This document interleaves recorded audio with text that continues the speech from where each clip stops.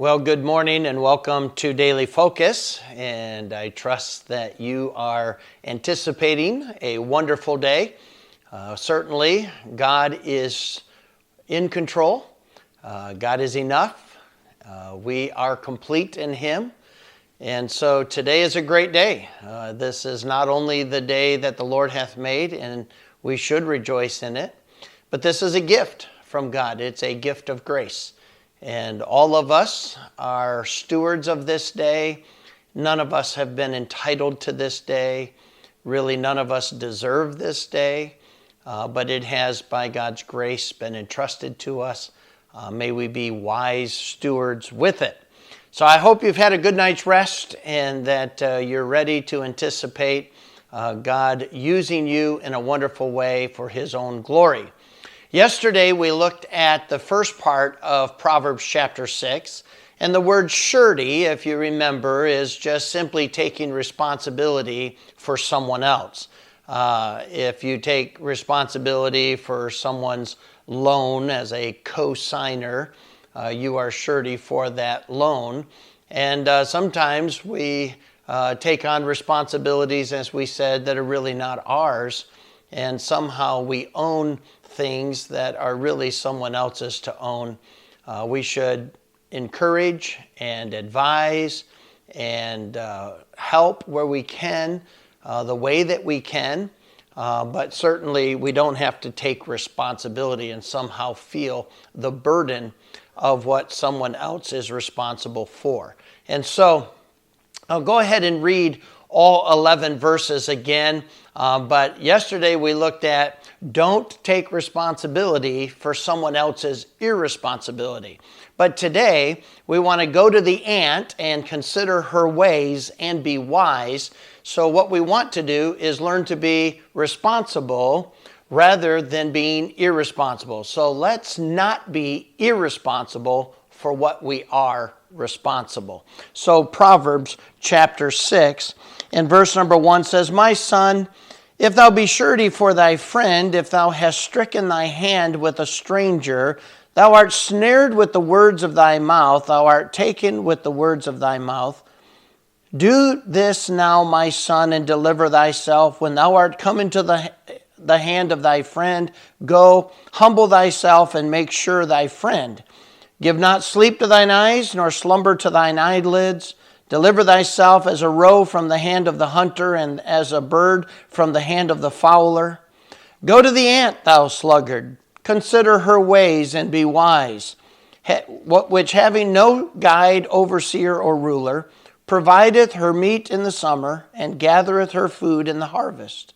How long wilt thou sleep, O sluggard? When wilt thou arise out of thy sleep?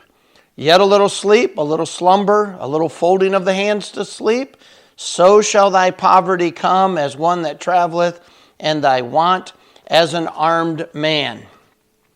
So here God is reminding us that we should be responsible with that which has been entrusted to us, that which is our job to do.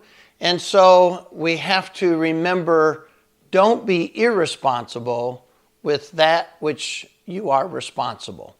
So for those things that God has entrusted to us, whether it's a position, whether it is we have a job to do, we have a role to play, whether it's possessions, it's something that God has given to us, a house to maintain for our church building, our properties, our things for which we are to maintain as a good steward. We have been given cars, we've been given clothes. These are things for which we're stewards, and we need to be responsible with how we handle that. Opportunities. Opportunities are those things that God entrusts to us, and we're stewards of those opportunities. And then we're also responsible as it relates to those specific items that God has given to us by way of money, by way of a job, those types of things. We're responsible, and we should handle those responsibly as good stewards. And so God gives us an illustration, and He says, Go to the ant. Make sure that you're not being irresponsible, that you're not being lazy with your stewardship. Don't be lazy regarding the things that are yours to take care of. You learn to be responsible is what God is saying. And we live in a day, I call it the throwaway generation. There used to be a day where, even the trim in houses were ornate and detailed and took a long time to actually put the trim work up. You go into some of these Victorian homes and you just look at the trim work and you think, wow, that had to have taken days to put that together. And it's just quality, and it's quality wood, and it's quality craftsmanship, and it's built to last. And you go into Washington, D.C. and some of these places, and you see the work that's been done with marble and various things. And today, it's just put it together quick, and if it falls apart, do it again. And we know that even the throwaway generation, there's just so much that we purchase that we know is not going to last very long, but it'll serve its purpose for a time, and then we'll get something different. And I think some of it is tied to just the fact that we are just not content. We want something new, and so it's easy to have something that we're going to throw away or throw out and then do something new. We really need to learn that we need to take pride in what it is that God wants us to do. We need to make sure we don't adapt that kind of mindset with our opportunities. We just throw them away. Another opportunity is going to come anyway.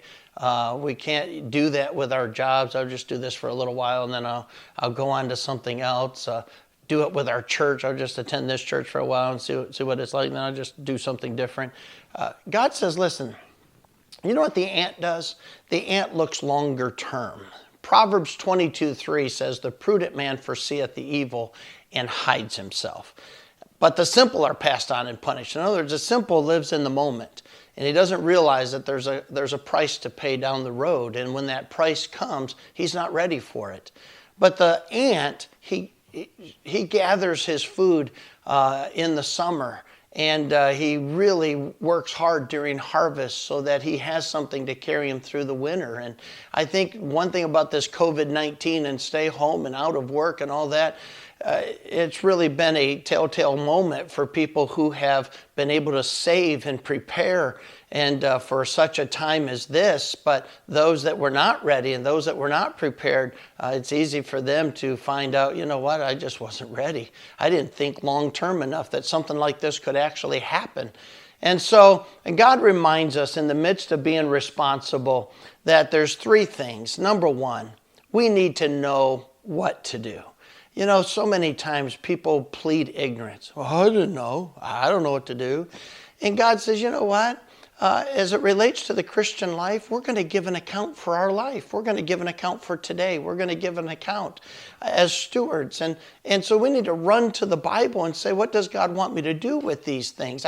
On Judgment Day, I'm not going to be able to plead ignorance. It doesn't work very well in your job place. It doesn't work very well in your family. You go, I don't know. God says, you know what? You need to work to know. That's part of being diligent. It's part of being responsible, is making sure that you know what to do. You know how to do it.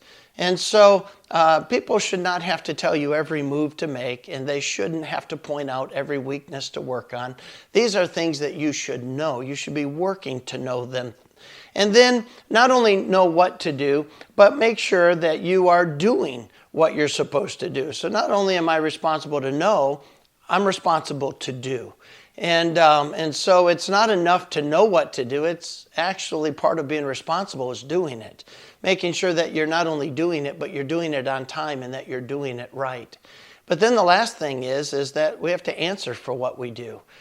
Taking ownership. Realizing that, even if I messed it up, I gotta own that. I'm going to answer for everything that I do, and I need to be willing to answer for it as the owner of the decisions that I make. And that's just all part of being responsible. And so the lesson today is be responsible. And yesterday was don't take responsibility for someone else's irresponsibility.